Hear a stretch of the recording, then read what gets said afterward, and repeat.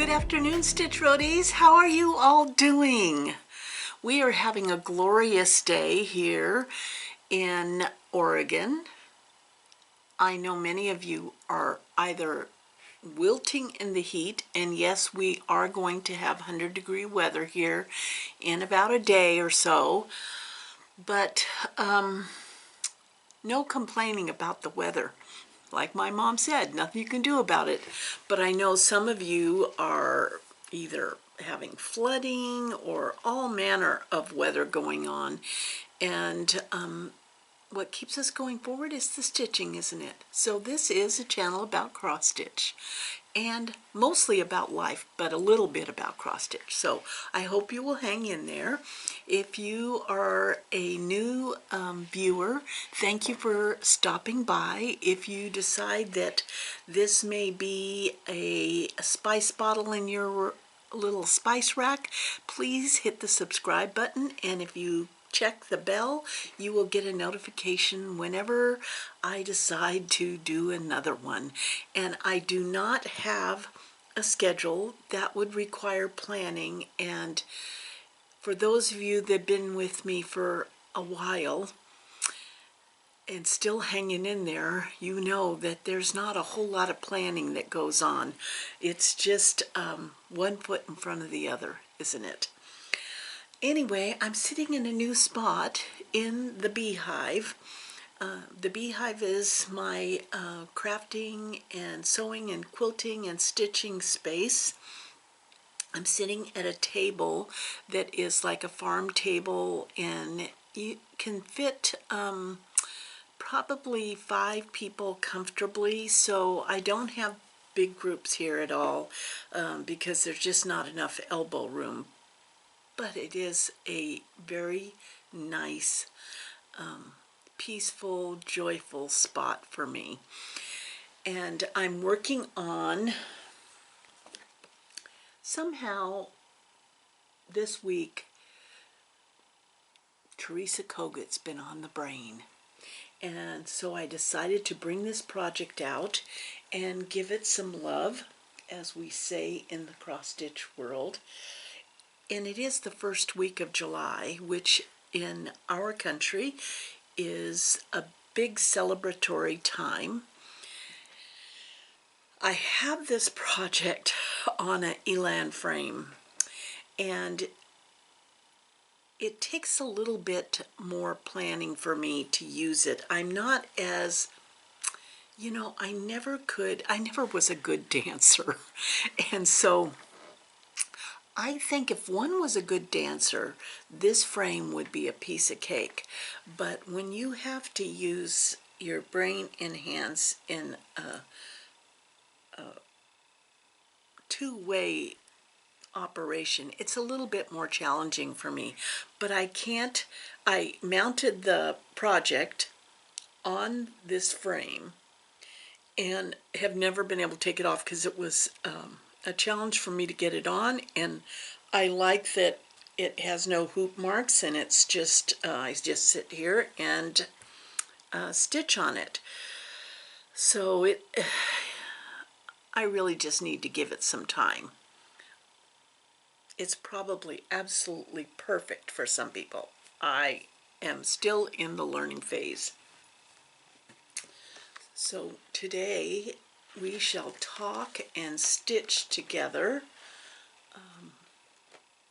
I think this is the page that I am on. Yes, it is. Okay. So how have you been? Back to you and off of me. I need to go over the book of days. Last month was a little bit off schedule. As you can see, I did not meet all of the little check boxes. Don't have a star. But I'm going to be okay with that. I'm going to be okay with that because June was an exceptionally busy month. July's going to even be busier. But I've got my July set up, and let's see if I can get more stars. So as of each month, I do a tally of my projects, and my whips are only the projects that I had started at the beginning on January 1st, 2024. What projects had I already started? Those became my whips. Any new starts this year aren't considered whips until January 1st, 2025. Does that make sense to you?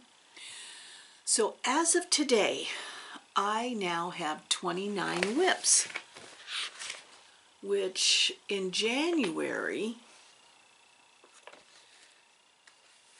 I had 33, I believe it was 33 whips, or maybe it was 35 whips. Yes, I think that's what it was. Anyway, as of July 1st, my list of whips is down to 29 whips. I did have 18 starts so far this year, 14 finishes, yeah, and 8 FFOs. I would like to increase that FFO number a little bit more. So I have some plans about how to do that. July, though, is an extremely busy month for me because I have Quilters Affair and the Quilt Show, and the grandkids are out of school, vacation, camping, all the fun things. So we're going to give it our best try. We're going to give it our best try. But I'm loving this, and I'm going to do the Book of Days next year again, because I'm sure they'll do it again. Needlework Press, I think, does this. Who does this? Yeah, Needlework Press. As far as the designated stitch goes, I cannot find the cover photo. I saw it yesterday. I think it walked away. I'm not quite sure what happened to it, but I've looked all over the place for it, and I could not find it. I will be taking a break from the designated stitch next week because I will not be taking it to Quilters Affair. I do not have the stamina for this type of stitching at night after a full day of class. And then the instructors at Quilters Affair usually are invited to evening programs, and so it's like a long day. It's a long day, and I just can't even imagine what it would be like to go back and cross-stitch on this. Anyway, this is Women of Honor. I wish I could find the cover photo, but I can't. It's somewhat challenging for me because of the fabric. But I like the way the fabric looks because I know when I get it all stitched, it's going to look like something in an antique shop, you know, something old and vintagey. And so this is, so I've taken the first braid all the way across. I've not added any names into that upper box yet. But you can see from your view, you probably can't see the stitching very well. I can see it just fine, and I know that when it's all done and framed, it's going to look gorgeous. It's going to look like an old cross stitch that you stumbled across into an antique store.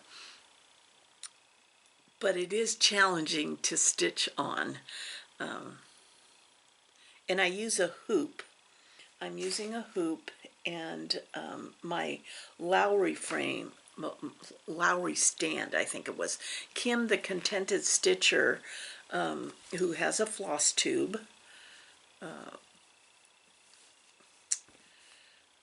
kind of turned me onto that Lowry stand, and I actually ordered it while I was at a sampler symposium at the Attic in Mesa, Arizona.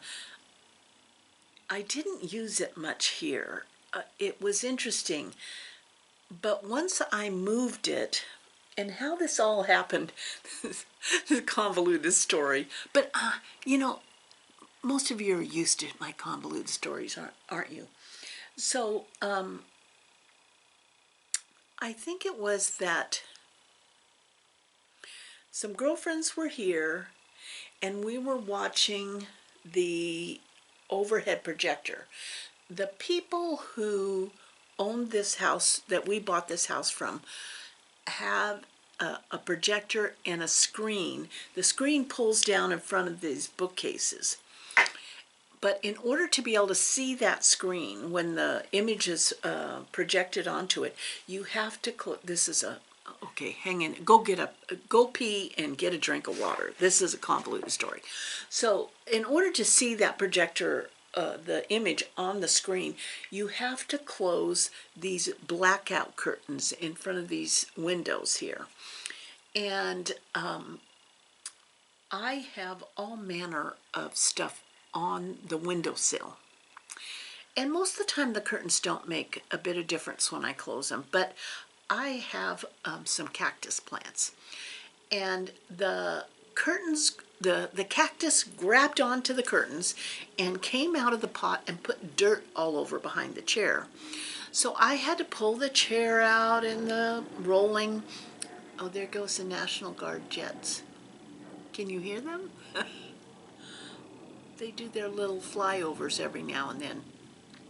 So anyway, I had to pull out the chair and the rolling cart and everything to vacuum, and I pulled out that Lowry stand that I was using in my stitching chair. Not very often, because it wasn't ergonomically comfortable or correct. And so then I thought, well, since I had it out of that corner, I was just going to move it into my seating area that's in my bedroom where I stitch in the evening. What I realized was that in order to use the Lowry stand effectively, you need to be seated in a chair that puts your body in a certain position to use it. And that chair in my seating area was perfect for that. So the Lowry stand now stays in the bedroom, which means that the designated stitch gets put on the Lowry stand, which makes me feel better because I spent money on it.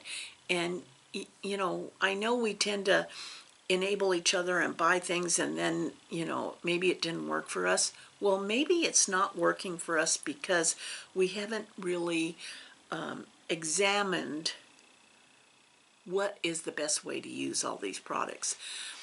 So needless to say, I'm loving my Lowry stand, but it is going to be the designated stitch stand because that's all that I stitch in that particular area of my house. Okay, that was a way long story. So anyway, this is a Portland cut of fabric, which is a huge yard of fabric. It works perfectly in that hoop and Lowry stand that I use. And I am making progress on that. And it's in, this is by the Rebel Stitcher, and it's in this beautiful bag. I just love this. This is Linex Stitches bag. And I'm stitching this on 36 count Zweigart Edinburgh linen with the called for colors. Yeah, so I asked her specifically if she could make me that bag for this, but it seemed like the perfect bag for Women of Honor. I just need to find the cover picture, and I saw it yesterday. I don't know. Sometimes my mind is going, oh, I see it. It's over on my ironing board. Oh my God. Oh, this is the thing. I just drive myself crazy. I mean, I literally drive myself crazy looking for stuff. I almost said a bad word. Yeah. Okay, what else? What else are we going to talk about? I appreciate all of the people who gave the suggestion of which Paris-themed chart. Although I'm not doing the same chart that the girls, all the gals at Acorns and Threads are doing for the Olympics, I'm doing my own Paris stitch. I appreciated everyone giving their 2 cents worth, and this was the winner. The thing about it is this thing is like a 2-inch by 2.5-inch. It's really small. But it takes 16 different colors. I mean, I know it's full coverage, but really? I mean, I feel like I'm going to be changing colors every 2 stitches or something. It's going to be an interesting stitch anyway. And I already have the fabric. I believe I just tucked a piece of Aida in there for that, and I was very excited about that. I'm working away, and I hope you will join me. I'm doing a stitch along with the Fat Quarter Shop. I knew that I was going to do it when they gave me a sneak peek of the mystery stitch along, and it's totally not my colors of what I would normally choose, and I kind of like that. And it was manageable. It's like a 6x6 Christmas stitch. And so if you go on and sign up to stitch along, we are going to have a great time. And if you're interested in just checking out all that they have to offer as far as stitch alongs or quilt alongs, they have volunteered, or that graciously given me, a $35 gift card to give to one of you. So if you put in the comments, since I'm doing the Star of Wonder, if you use the word star in your comments, then I will draw the name for the next, to be announced in the next video. So if you're interested, go check out Star of Wonder. In the comments, use the word star, and somebody's going to get a $35 gift card from Fat Quarter Shop. Yeah, how fun is that? Next was a little bit of an enabling.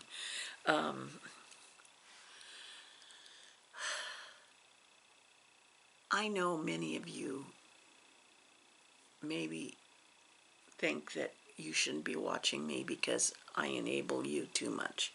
But I want you to know that I get enabled just as much as you do.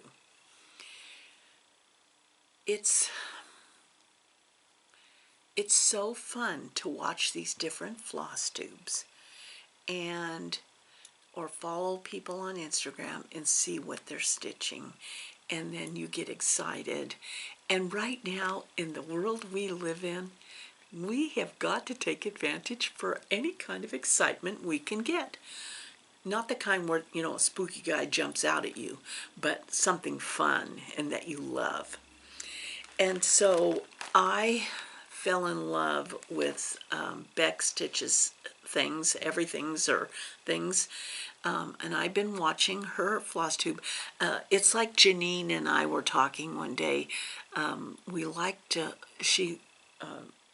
Rebecca or Beck likes books as much as Janine and I are book people, definitely book people. And so even though we're trying to listen to the floss tube, we're looking at the books too. Oh, I have that book. Oh, I have that one. Ooh, she's a fan of Stephen King. You know how that goes. It's like you like to look what's behind.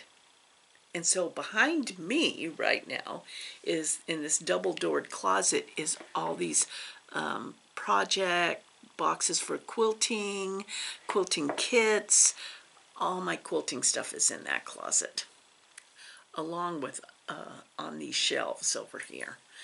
And then this cabinet here is got all this crafty stuff, any kind of papery, crafty, tape, glue, all that stuff. So I was watching Beck, and she and her girlfriend are doing Mill Hill kits together, and I loved this one, and so I ordered it. And I know that my friend Sandy up in BC one time took a photograph of a mushroom that was kind of like this, and it's so cool. I decided I needed a red cap mushroom, so I got this kit, and then I ordered from Janine, because the best part is that my friend Margaret runs a Zoom on the first and third Thursday. Anyway, she runs a Zoom stitch, and people from all over the world in the United States meet for a couple of hours, and Janine is joining in from the shop, and she features, while we're watching, things that are new that have come in. And so you can actually be on the cutting edge of all the new stuff when you're in the Zoom.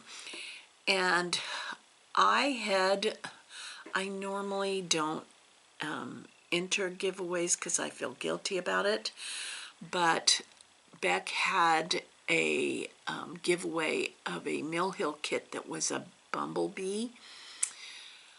I loved it, and of course, yeah, you know how it is. Sometimes you win and sometimes you don't, and I didn't, but I still wanted it. So when I was on the Zoom, I asked Janine, do you have that Mill Hill kit? And she goes, let me go look. And so she's in the shop, and she walks over and comes back and says, is it this one? And I said, yes! Can you put that in my bag for me? So I get to have that bee. I'm very excited. And I have yet to make a Mill Hill kit, mind you.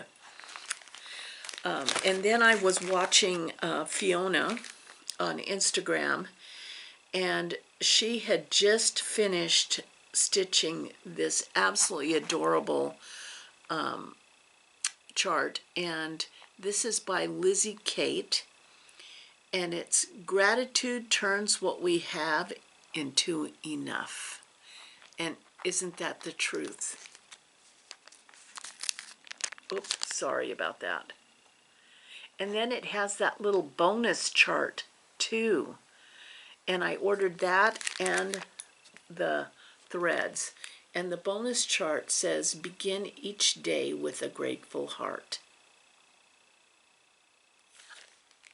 Yeah. So those were my two latest purchases. When I was on the Zoom, someone was stitching this and was showing off their stitching on this cottage garden sampling of the peacock pincushion. And I'm here to tell you, when I saw it, I thought, that looks, it's a pincushion, but if you stitch it on the called for fabric, which is 32 count, it's going to be big. I mean, it looks like a D cup. And you know, I've had to live my whole life with a D cup, and I decided I want an A cup pincushion. And so I think I'm going to stitch this like on either 36 or 40 count, so that I'll have a perkier pincushion. but I just love the, I mean, this is going to be a start soon. It's going to be a start soon.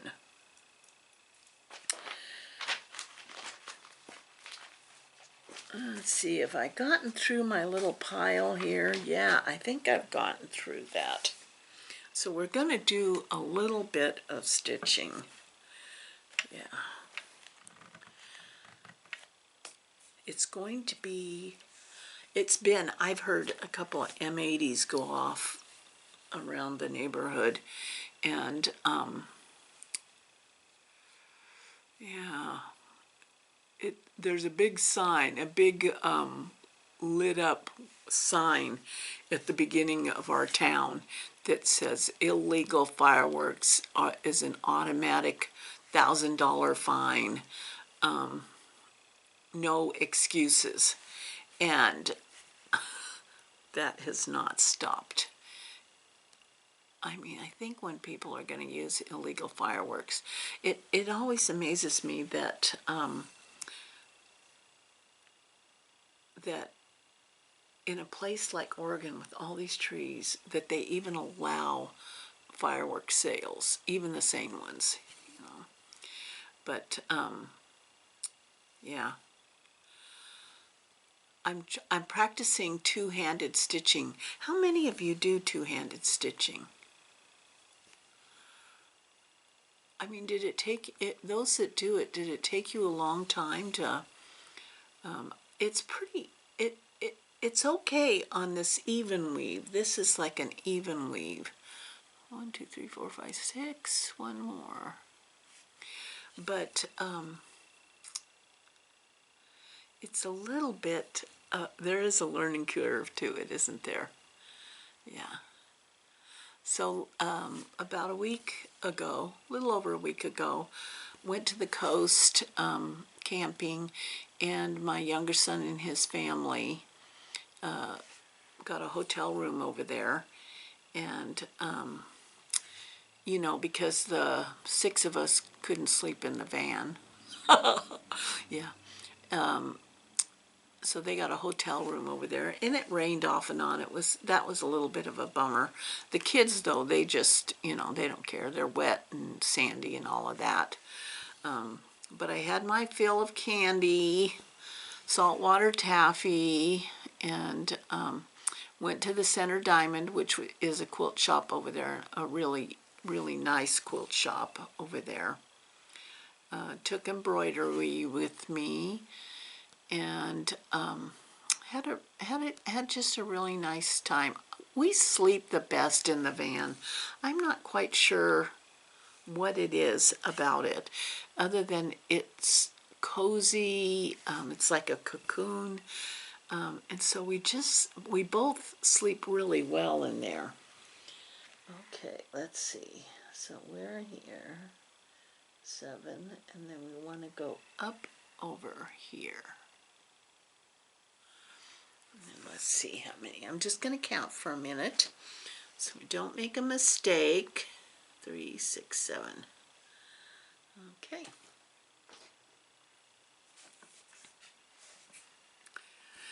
Yeah.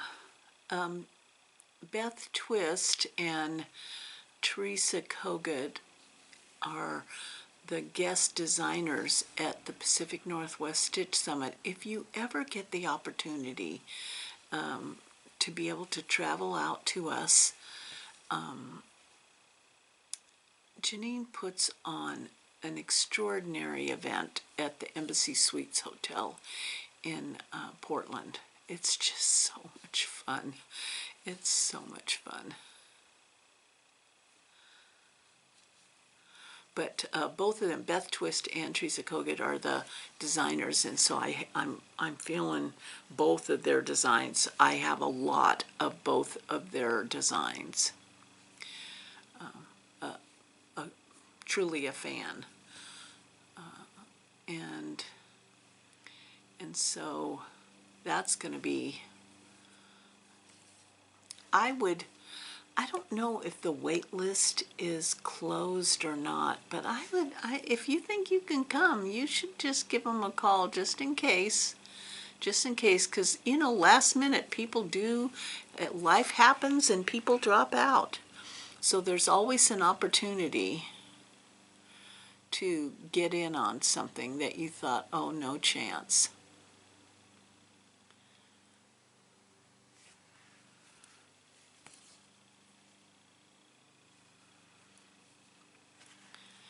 Yeah, the other day, Janine and Cheryl and Audrey came over and we stitched for a little while. Well, you know, I have to be really careful to leave them alone in here because the three of them can get up to mischief in here if I'm not here. I mean, really, you can't leave them alone. You cannot leave them alone. But we had a great time. It had been a long time since we had been able to get together and stitch and catch up on just day-to-day stuff. And so everybody's lives are busy right now. Summertime just does that. You just have to, you know. Luckily for me, though, Cheryl is taking the same class I am at Quilter's Affair. We're both taking Scott Hansen's of Blue Nickel Studios, his trees class, and I'm very excited about that. And so we'll get to spend some more time together. I do have to figure out which cross stitch I want to take with me. It has to be something fairly simple that the old brain can comprehend after a day of work. I can hear someone cutting their lawn. When we were in Cannon Beach, though, my younger son is as much of a book nut as Janine and I are. And so I thought there was only one bookstore in Cannon Beach, but he knew of a second one that had a lot of used books in it. And so when we walked in, the owner of the bookstore looked like he was of my generation, if I can say that. Like we might have been at the same protests, you know, that kind of thing. And he was working away on his computer, sitting back in an easy chair while we were looking in there. And I just felt overcome with, okay, this guy, you're going to want to know what he's reading. And so I said, excuse me, what are you reading at home? And he laughed and he said, oh, you don't want to read what I'm reading. He says, it's a real slog, but he likes it. It was a historical, it was a history book, and I can't even remember what it was, because then he, on the other hand, said, actually, this book is interesting. And it turned out that he also was originally from Texas. You know, I could tell a little bit in his voice.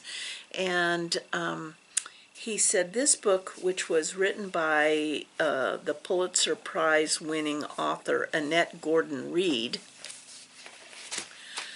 he said it really gives you an understanding of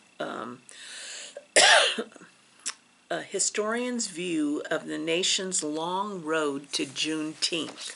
Now, it's a national holiday, and so he said this was an excellent book on how we have that national holiday.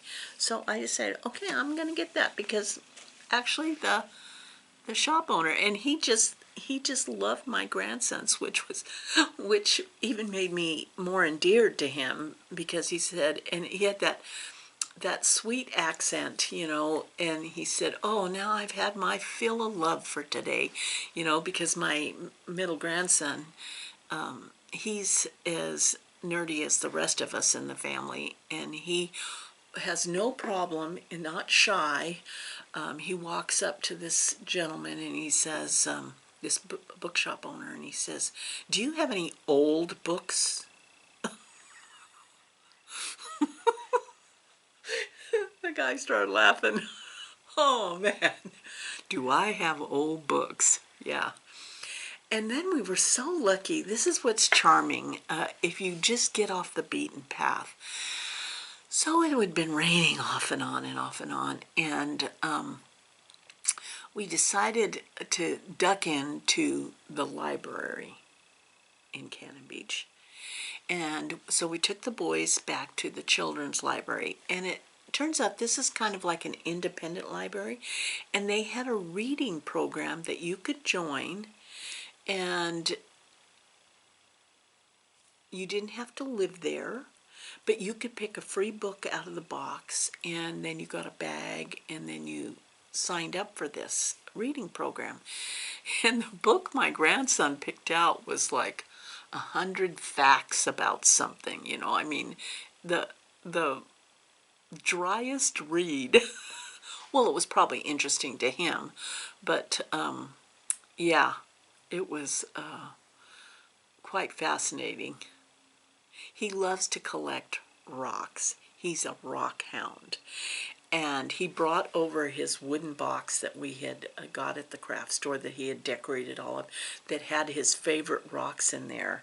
And so I brought him upstairs because I remembered that I had just the ever so smallest, I mean, it was like the top, it was like the top of this, this little pin size of gold that G's uncle he panhandled gold in Arizona and found this little chunk of gold, and so I gave it to my grandson, you know, and I said, here's some real gold that was panhandled by a great uncle, you know. He was so excited, so excited. Okay, well, I think I've kept you long enough. Oh, I do have one more question though. You know, I was reorganizing my kits.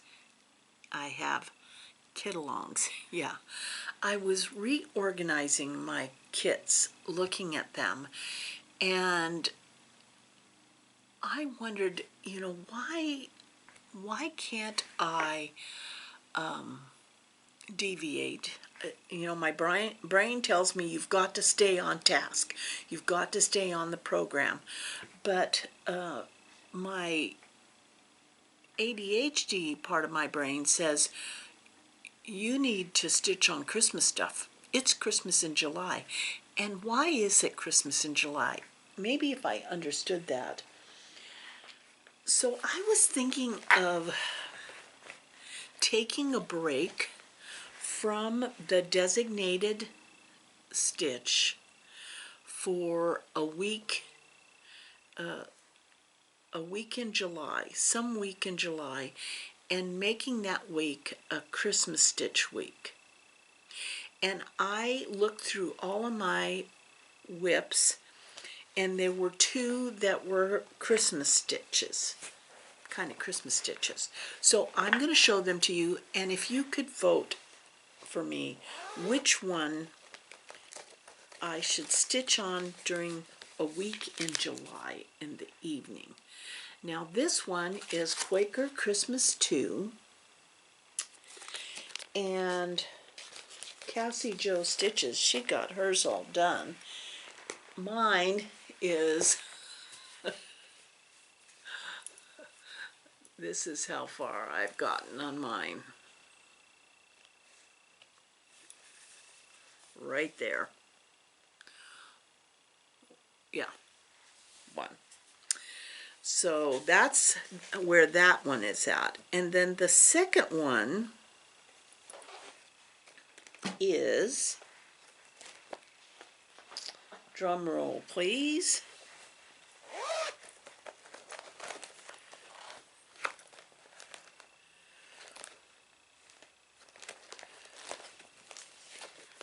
this is a Brenda Gervais Old Tannenbaum.